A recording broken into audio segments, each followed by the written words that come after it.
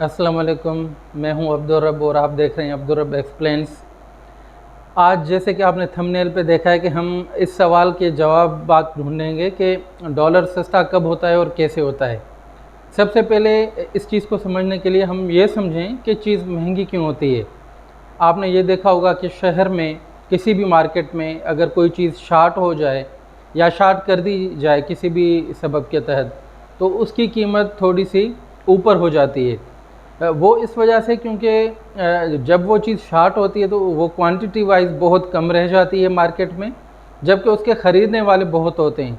तो इसी वजह से डिमांड एंड सप्लाई का रूल वहाँ पे अप्लाई हो जाता है और चीज़ों का रेट ऊपर जाना शुरू हो जाता है। पाकिस्तानी मार्केट में इस वक्त बिल्कुल इसी तरह हो रहा है कि डॉलर मार्केट में बहुत कम है, उसकी सप्लाई है नहीं, लेकिन उसकी डिमांड बहुत ज़्यादा है, तो लिहाजा उसकी कीमत ऊपर जा रही है। और जैसे डॉलर की कीमत ऊपर जा रही है तो रुपया डीवैल्यू हो रहा है। तो डॉलर मार्केट में शॉर्ट क्यों हो जाता है, सबसे पहले हम ये जानते हैं।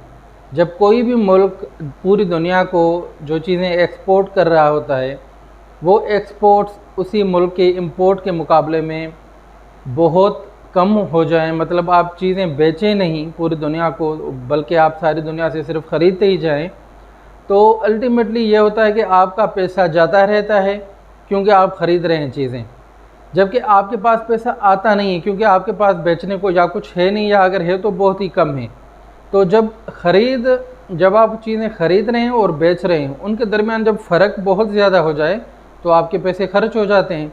और जब आप इंटरनेशनली चीज़ें ख़रीदते हैं तो आप उनको एक्सचेंज में डॉलर्स देते हैं अपनी कंट्री से, तो आपके यहाँ डॉलर्स की शॉर्टेज वाक़ई हो जाती है, जिसकी वजह से डॉलर कम रह जाते हैं और उसकी कीमत ऊपर चली जाती है।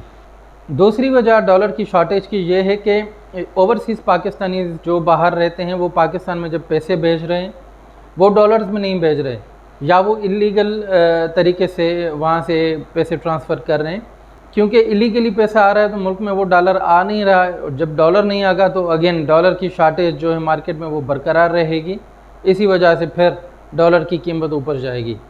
और तीसरा जो सोर्स है डॉलर के कम होने का, वो ये है कि इंटरनेशनल इन्वेस्टर्स जब देख रहे होते हैं कि आपका मुल्क इस वक्त इन्वेस्टमेंट के लिए मौजूद नहीं है, वहाँ पे कोई कॉन्फ्लिक्ट है, कोई पॉलिटिकल अनस्टेबिलिटी है, कोई भी ऐसे हालात हैं जिससे एक अनसर्टेनिटी क्रिएट हुई है मुल्क के अंदर, तो कोई भी इन्वेस्टर नहीं चाहेगा कि मैं पैसे ऐसी जगह पे लगाऊं जहाँ पे मुझे पता ही ना हो कि कल मुझे अपनी इन्वेस्टमेंट्स के ऊपर रिटर्न अच्छा मिलेगा।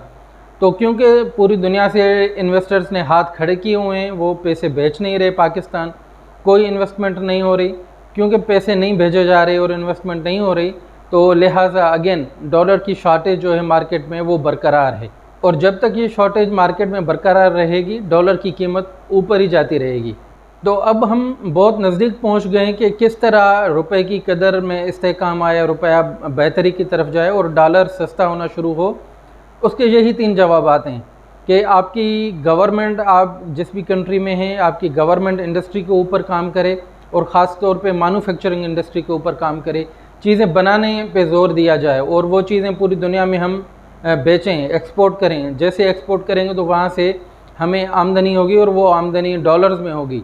जैसे बाहर से डॉलर्स आएंगे तो वो हमारे रिजर्व्स को बूस्ट करेंगे और रुपए की वैल्यू में इस्तेहकाम आएगा और डॉलर रुपए के मुकाबले में थोड़ा सा सस्ता होना शुरू हो जाएगा। दूसरा तरीका यह है कि बाहर जो भी मुकीम है पाकिस्तानी, वो वहाँ से लीगल तरीके से पैसे भेजें, और जो पैसे भेजें वो डॉलर की सूरत में भेजें, ताकि जब कंट्री में डॉलर आएगा तो वो अगेन डॉलर की क्वांटिटी में इजाफा होगा। क्वांटिटी में इजाफा होगा तो इसका मतलब डॉलर मार्केट में वाफर मिकदार में मौजूद होगा, और जितना ज़्यादा मार्केट में मौजूद होगा तो उसका रेट फिर ऊपर जाने के बजाय कहीं ना कहीं करेक्शन में आएगा या कहीं ना कहीं इस्तेहकाम लेगा। और तीसरा जो तरीका है वो ये है कि फ़ॉरेन से इन्वेस्टमेंट्स आएँ। अब इन्वेस्टमेंट्स इस तरह नहीं आएंगी सिर्फ हमारी बातों से। जब यहाँ की गवर्नमेंट इंडस्ट्री के ऊपर काम करेगी और इंडस्ट्रियाँ लगाएगी और इंडस्ट्रियाँ फंक्शनल होंगी, एक कंड्यूसिव इन्वायरमेंट बनाया जाए पूरे मुल्क के अंदर, तो बाहर के इन्वेस्टर्स ये देख रहे होते हैं कि अगर हम अभी इन्वेस्टमेंट करेंगे तो हमें अपनी इन्वेस्टमेंट्स के ऊपर अच्छा एक रिटर्न ऑन इन्वेस्टमेंट मिलने वाला है।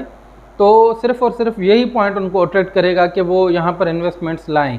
तो इस पॉइंट पे अगेन ये है कि गवर्नमेंट को इंडस्ट्री के लिए थोड़ा सा सोचना पड़ेगा, उस पर काम करना पड़ेगा, ताकि बाहर एक सॉफ्ट इमेज जो है पाकिस्तान का या किसी भी कंट्री का, किसी भी मुल्क में इंडस्ट्री अगर फंक्शनल रहती है तो बाहर एक इमेज जाता है कि ये मुल्क जो है वो इन्वेस्टमेंट के हिसाब से या बिज़नेस के हिसाब से बहुत सेफ़ है, लिहाजा आप वहाँ पे इन्वेस्टमेंट करें। तो यही एक पॉइंट है जो कि किसी भी इन्वेस्टर को अट्रैक्ट कर सकता है कि उनको अच्छा ROI मिलेगा। जब ये चीज़ मेक श्योर हो जाए इन्वेस्टर्स के लिए तो फिर अच्छी इन्वेस्टमेंट्स आती हैं।